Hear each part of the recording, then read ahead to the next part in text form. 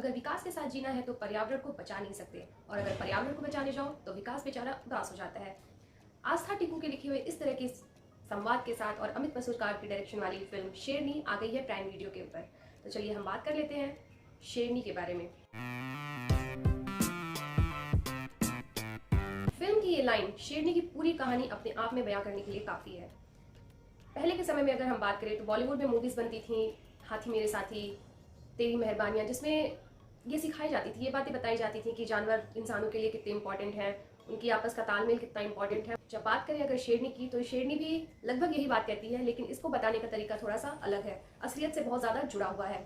अगर इस मूवी के बारे में हम बात करने जाएँ तो एक गाना बहुत ही सटीक बैठता है, जो कि फिल्म हाथी मेरे साथी से ही है, जिसमें ये लाइन है, जब जानवर कोई इंसान को मारे, कहते हैं दुनिया में वहशी उसे सारे, एक जानवर की जान आज इंसान ने ली है, चुप क्यों संसार। अमित मसूरकार ने इस फिल्म में ये एक जो फीलिंग है, ये जो भावना है, उसको बहुत ही अच्छी तरीके से दर्शाया है। उन्होंने जिस तरीके से अपनी पिछली मूवी न्यूटन को बनाया था, जिसमें नक्सलवादी इलाके में इलेक्शन की सारी चीज़ें, कैसे वहाँ इलेक्शन कराए जाते हैं, वहाँ किस तरह की सिचुएशन होती है, उसको जिस तरीके से बयां किया था, ठीक उसी तरह इस मूवी में उन्होंने दिखाया है कि एक जंगल के अंदर अगर बाई द वे से अगर किसी शेर के द्वारा या किसी जानवर के द्वारा अगर किसी गाँव वाले की या किसी की मृत्यु हो जाती है, तो फिर किस तरह का सिचुएशन क्रिएट होता है। और इस मूवी के अंदर जो भी एक्टर है, सबने बहुत ही अच्छी तरीके से अपना काम किया है। फिल्म शेरनी की कहानी एक शेरनी को बचाने के लिए विद्या विंसेंट की लड़ाई है, जिसमें किस तरीके से उसकी इस लड़ाई में उसके सामने आते हैं गांव वाले, सरकारी महकमे, लोकल राजनेता, उसके अपने सीनियर्स, वो सारे कुछ किस तरीके की अड़चने उसके रास्ते में लेके आते हैं, ये सारी कहानी बयां की गई है इस फिल्म के अंदर। दरअसल इस फिल्म में जो शेरनी है, वो शेरनी एक इंसान को मार देती है, जिसके बाद ये सारी कहानी शुरू होती है कि उस शेरनी को हंट करना है, उसे मार गिराना है। लेकिन विद्या विंसेंट का जो कैरेक्टर है, वो वन विभाग की प्रमुख है, और उनका एक काम है, उनकी एक जिम्मेदारी है कि उस शेरनी को कैसे सही सलामत पकड़ना है, उसे मारना नहीं है, बल्कि उसे सही सलामत पकड़ के उस जंगल से दूर ले जाना है, ताकि लोगों को वहां से बचाया जा सके और साथ ही साथ उस शेरनी को भी बचाया जा सके। लेकिन विद्या का बॉस यानी ब्रजेंद्र काला, वो अपनी सारी जिम्मेदारियों से भागता हुआ से दिखाई देता है, क्योंकि वो एक करप्ट ऑफिसर है, उसे अपने काम से कोई मतलब नहीं है। जो भी पॉलिटिशियन आते हैं वो उनके साथ मिल जाता है, उनके जो भी ऑर्डर्स होते हैं वो उन्हीं को फॉलो करता है, और इसी सिलसिले में इसी बात को आगे बढ़ाते हुए अपने इसी कैरेक्टर के हिसाब से उसने अब उस शेरनी को बचाने का कोई काम नहीं है, उसने बस एक प्राइवेट शिकारी यानी पिंटू भैया शरद सक्सेना को लेकर आ गया है, जो कि उस शेरनी का शिकार करेगा। और इसके साथ में दिखाया गया है कि किस तरीके से जो लोकल पॉलिटिशियंस हैं, वो जंगल की शेरनी का मुद्दा, उस लाश का मुद्दा बनाते हैं अपनी पॉलिटिक्स को चमकाने के लिए, और इन सब के अगेंस्ट सिर्फ एक इंसान खड़ा है, जो कि उस शेरनी के फेवर में है कि उसे बचाया जाए, ना कि उसे मारा जाए। क्योंकि ऑलरेडी ही अगर हम बात करें तो हमारे कंट्री में टाइगर्स बहुत कम रह गए हैं, ओवरऑल वर्ल्ड में टाइगर्स बहुत कम रह गए हैं, और टाइगर के संरक्षण का काम चल रहा है। लेकिन इस फिल्म में ये बहुत ही कटाक्ष तरीके से दिखाया गया है कि एक तरफ तो बात होती है कि हमें टाइगर को बचाना है, लेकिन अगर कोई जंगली जानवर किसी को मार देता है तो सीधे एक ही चीज आती है कि हम उस जानवर को मार गिराएं, ताकि वो आगे किसी और को हार्म ना करे। लेकिन अगर बात करें हार्म करने की, तो जानवरों से कहीं ज्यादा हार्म इंसान खुद इंसानों को करते हैं, तो भाई उसकी क्या बात करें। हम खुद जंगलों तक पहुंच गए हैं, वो बेचारे जंगली जानवर और कहाँ जाएं। ये तो हो गई विद्या विंसेंट की अपनी काम से जुड़े जो उसके सामने मुश्किलें आती हैं। ना सिर्फ एक ये मसला कि विद्या विंसेंट उस शेरनी को बचाना चाहती है, और बाकी सरकारी अफसर और उसके सीनियर्स और सारे राजनेता भी चाहते हैं कि उस शेरनी को मार गिराया जाए, ये तो एक पॉइंट होगी। इसके अलावा भी विद्या विंसेंट को बहुत सारी चीज़ों से रूबरू होना पड़ता है। वहाँ उसके सीनियर्स, जब विद्या विंसेंट वहाँ पॉइंट होती हैं, तो किस तरीके से उन्हें हर वक्त उन्हें नीचा दिखाने की कोशिश करते हैं। उनके महिला होने का उनके काम पर कितना असर पड़ता है। जहाँ तहाँ उनके ऊपर ये कमेंट किया जाता है कि जब इतनी बड़ी मुसीबत आई है, इतना बड़ा काम है, तो एक महिला को यहाँ भेज दिया गया है। उनके काम के बीच में अड़चने पैदा की जाती है, उनकी समझ के ऊपर बार बार बात की जाती है कि उन्हें इन सब चीज़ों के बीच में क्या समझ में आएगा, वो क्या कर पाएंगी। राजनेताओं को भी कहते हुए दिखाया गया कि वो महिलाओं की बहुत इज्जत करते हैं, जबकि अगले ही सीन में दिखाया जाता है कि वो ऐसे बात करते हैं कि हमसे बात करने के लिए एक महिला ऑफिसर को भेज दिया।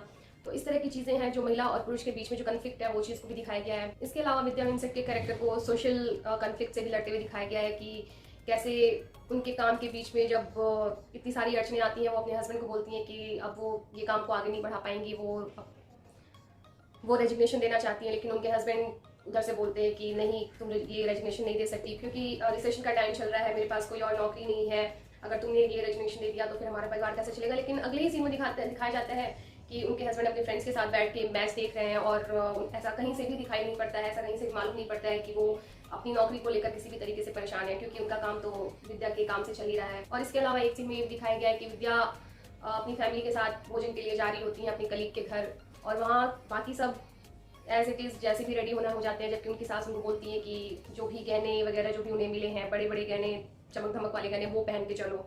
और वो अपने हस्बैंड को बोलती है कि लुक, आप जैसे भी चाहो वैसे जा सकते हो और मुझे ये सारा कुछ पहनना पड़ता है। तो बहुत सारी चीज़ें इस मूवी के अंदर बात की गई हैं। एक तो पर्यावरण और इंसान के बीच का जो सामंजस्य है, एक ह्यूमन और एनिमल्स के बीच का जो कनेक्शन है, जो बैलेंस है, उसकी बात की गई है। मैन और वीमेन के बीच का जो कन्फ्लिक्ट है उसके बारे में बात की गई, सोशल कन्फ्लिक्ट की बात की गई है। ये सारे बड़े बड़े टॉपिक के ऊपर इस फिल्म के अंदर बात की गई है। हालांकि बहुत गहराई से सारी बातें नहीं की गई हैं, लेकिन जो भी बताया गया, जो भी बात कहने की कोशिश की गई है, अगर कोई समझना चाहे तो उसके लिए ये एक छोटा सा हिंट भी बहुत बड़ी चीज़ है।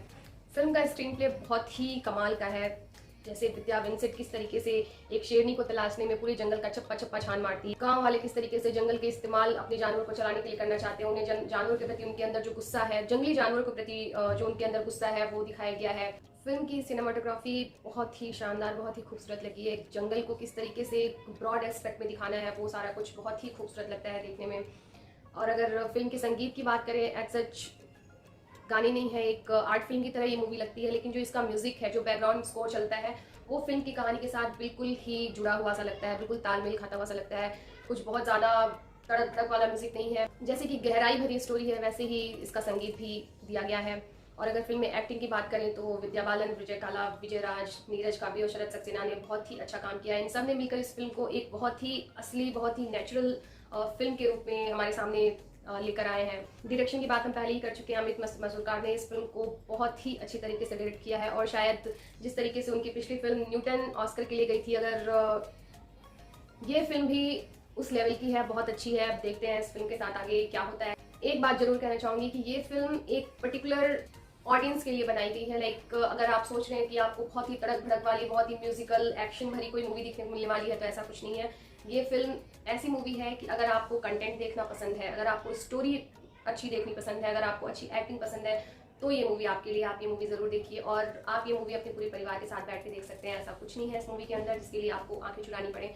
और ये मूवी से सबको बहुत ही कुछ सीखने को मिलने वाला है। तो आप अगर बच्चों के साथ बैठ के देखना चाहते हैं, उन्हें अगर जंगल के बारे में, जंगली जानवरों के बारे में और वन विभाग किस तरीके से काम करता है, ये सारी चीज़ें अगर आप जानना चाहते हैं, समझना चाहते हैं, तो ये मूवी आप जरूर देखिए। ये एक शेरनी की फिल्म है, विद्या बालन की फिल्म है, जिन्हें हमेशा हम ऐसी एक्टर के रूप में जानते हैं जो जिस भी फिल्म में आती हैं, इतना तो हम मान के चलते हैं उस फिल्म की स्टोरी जरूर बहुत ही अच्छी होगी, जिसकी वजह से विद्या ने इस फिल्म को साइन किया है। तो आप ये मूवी ज़रूर देखिए। हमारी तरफ से, सिली पंचेस की तरफ से, मैं इस मूवी को 3.5 स्टार देना चाहूँगी, क्योंकि ये मूवी बहुत समय बाद बहुत ही अच्छी, बहुत ही उम्दा किस्म की मूवी आई है। हाँ, अगर ये साउथ इंडियन मूवी होती तो तुरंत हो जाता wow what a class movie, लेकिन बॉलीवुड से इतना कोई एक्सपेक्ट कर नहीं रहा है आजकल। लेकिन बॉलीवुड ने बहुत ही अच्छी फिल्म बनाई है। आप ये फिल्म को ज़रूर देखिए और हमें कमेंट सेक्शन में जरूर बताइए कि आपको ये मूवी कैसी लगी। और अगर आपको ये वीडियो अच्छा लगा है तो please hit the like button, और अपने फ्रेंड्स के साथ ये वीडियो जरूर शेयर कीजिए। और अगर आपने हमारे चैनल अभी तक सब्सक्राइब नहीं किया है तो प्लीज़ हमारे चैनल को सब्सक्राइब कीजिए, सो दैट हम और भी अच्छे कंटेंट आप तक लेकर आ सकें। और अपना ख्याल रखिए। Thank you guys so much. Take care of yourselves.